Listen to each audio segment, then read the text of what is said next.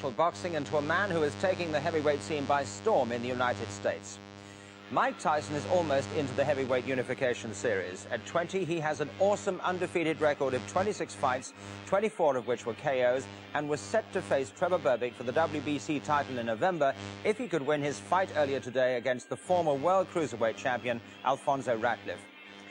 Ratliff, at 6 feet 5 inches, could be an awkward customer. Ratliff's been in with some very impressive men too, but he suffered 3 defeats and he's been knocked out by 2 world champions, Tim Witherspoon in 1981 and Pinklon Thomas in 1983. Now let's see if Tyson can produce his most explosive form in the scheduled 10-rounder. Commentary by Reg Guttridge. So the staring from Alfonso Ratliff, I must say, you notice that height there, 6'5". What an advantage. Davy Pearl, local referee. Well, then you better get out, Phil. Go. Come on. Now, listen to me now. Listen to me again, will you, Alonso? Look at me. Look at me now, damn it. I want to talk to you. Remember what we said. Keep the fight clean, everything will be cool. First guy that messes up, it's going to cost him. Shake hands now and good luck to you. Well, very firm indeed, isn't he there, referee Davy Pearl? And there's the rundown again. 10 years, of course, in age and quite a bit in height there, as you can see. And indeed, 20 pounds difference in the weight. Alfonso Ratliff, former WBC cruiserweight champion of the world now. Can he score yet another one-round win or not here, Mike Tyson? He's had 15, remember, from 26. But Ratliff has been talking a very good fight, I must say. He's been putting Tyson down quite a bit. He just strolled in the ring there, Tyson, a real old gladiator. No socks, no robe, no fuss. Didn't even acknowledge the crowd. Let's get down to business. That's all he wants to do. So there it is, the man with the red stripes on his trunk's going to be on his bike for quite a while, use his height and indeed speed, it would seem, to keep out of the way of this man, because he's a bit dangerous at any time of the fight, but particularly at the start. Over Marvis Frazier in 30 seconds.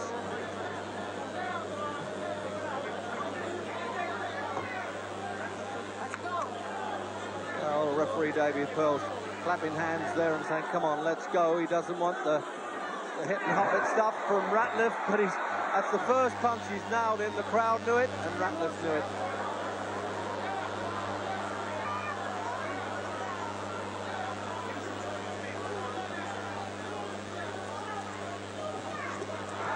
Oh, he's done him with a left hook to start with. And no, I don't know why he's not calling that a knockdown, really. It was a slip, but he also tripped over a left hook, I thought.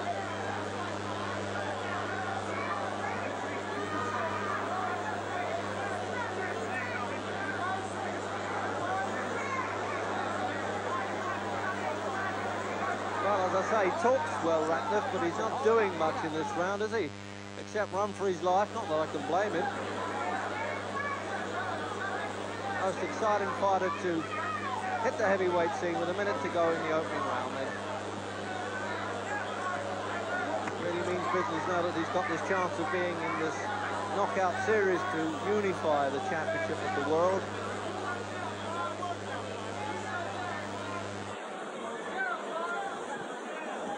All he knows how to stalk fighters the whole time, Tyson. Cut that ring size down a bit. Turn him loose. Turn him loose. Well, that's a good thing to say about any fighter there. It sounds like open the cage, really, doesn't it?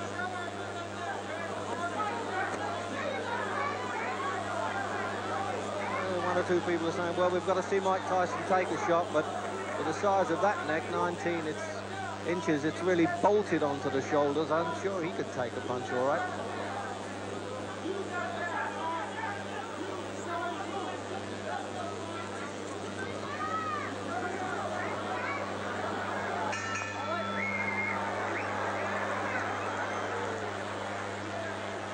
Well, strictly a survival round there by Alfonso Ratliff. And there's Tyson and the rundown with the statistics. That's Kevin Rooney in the corner. Down, you understand? So that's quite obvious, to cut that ring down. That means he's got to cut the corners off, stop him running. A little bit.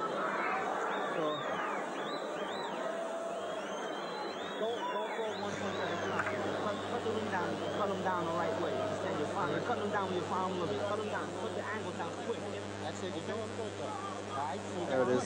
Been beaten actually by Tim Witherspoon and Pinklon Thomas. They were full heavyweights. And he fought on the Bruno Witherspoon bill at Wembley last July, defeating Stanley Ross.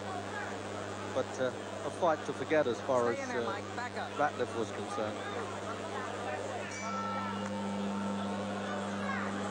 So out for the second round then, scheduled for 10. And he has had the experience now a couple of times, Tyson, of going 10 rounds. In fact, more than 3 times to be exact.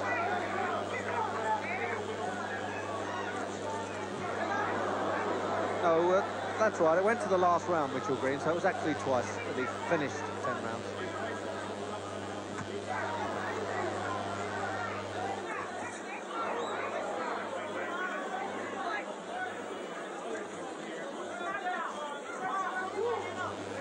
With Tyson, he doesn't allow the opposition to settle down. Rabalta did this in his last fight, the Cuban, but as I say, he caught up with him in the final round. Mitchell Green did in fact stay the distance just. Oh, what a left hook. Just separated himself from his senses there.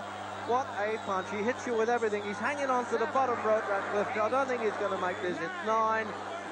I'm surprised you didn't count him out in the act of rising there, Davy Pearl. In Britain, that certainly would have been so. And it's just a question of how long now, isn't it? Because right at the start of the round, Tyson's got the man on the hook, and he won't let him off. Sure. Midway through. Well, the talking came to nothing, and that's it. The referee should be in there now, as far as I'm concerned, because it's all over by the shouting. The right hand, there's no need for him to take this, and he stopped it as he hit the floor, and it should have been earlier. What a tremendous performance. Now, Ratliff doesn't get knocked over. Whatever you can say that he's only really a pumped-up light heavyweight, 14 stone 5 is no little man.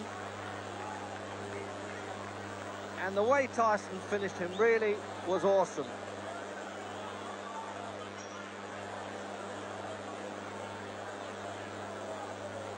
Hardly blowing, almost. He created more sweat coming into the ring than he did in the actual fight.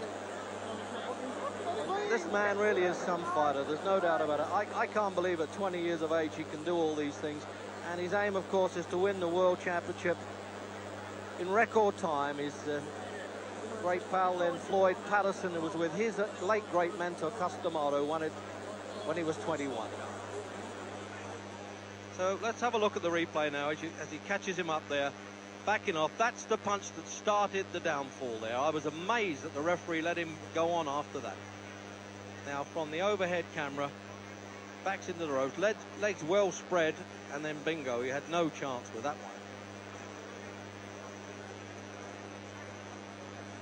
And the third angle, it's bad enough seeing it first time. Now that's the second time that he moved into him there. This surely was when it was all over and there was no point in him going on. He just didn't know where he was.